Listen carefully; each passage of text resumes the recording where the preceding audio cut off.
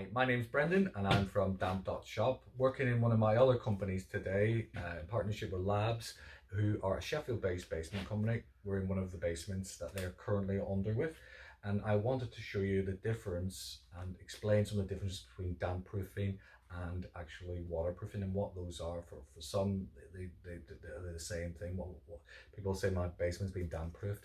So waterproofing is, so we're underground, we're fully underground. Some basements you're semi underground, so semi retained. So on this basement, all sides are underground, partially not underground on this side. We've made a light well and things like that. So when we're talking about waterproofing, we're looking at getting a body of water away that's naturally occurring away from the actual basement. So we're allowing it to come in via a drainage system, we're controlling it, and then we're taking it out. So we've got a sump pump here. So here's one of the big differences between waterproofing and damp proofing. So you've got a sump pump and that will take the water away. So I'm just going to show you now how that actually operates. So you'll hear that kicking in. You can hear the water there coming in, and that's it draining out. So all that gets cleaned out whenever it all finally gets commissioned and that. So a decent amount of water coming into this basement. Some basements are really dry, and it's no good saying, and you do hear this a lot from builders, oh, when we went there it was dry. That is not a reason. You have to assume that water is going to come to bear on the structure at some point during its life course. Now, one of the other ways of managing damp is managing condensation. So we have insulation in here. On a storage basement we wouldn't have insulation necessarily because it's not habitable. Now, when you have a habitable space, you have to have the insulation because the chances of condensation arising are going to be a lot higher. So the 50mm PIR insulation will go in between here.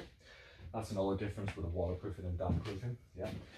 If we continue over here, so this is a CM8 membrane. So the capacity, it's about the capacity of the membrane to hold water. So the bigger the membrane, the deeper it is, the actual more water that it can hold. So on the ground, for instance, I see a lot of people putting this on the ground, so they're using it in the wrong way. So you're supposed to use a K20 on the ground, and then that gets sealed. So that capacity of the K20 can hold hundreds of litres of water.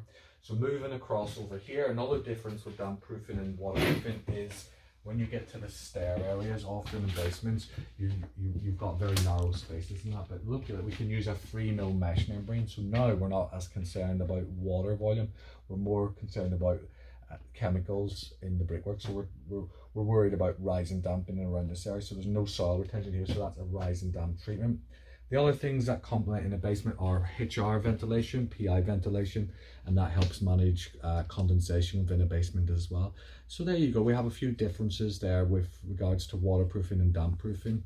The only thing I will say is make sure that you use professionals whenever you're exploring waterproofing your basement. If anybody comes in and says we're going to damp proof your basement, you know not to take them too seriously. So get in touch, have a look on your local directory, look for people that are registered with the British Waterproofing Association and the PCA, look at people who are actually qualified. Get in touch with the damp.shop, and we've got lots of blog articles and stuff like that as well. Thanks for watching.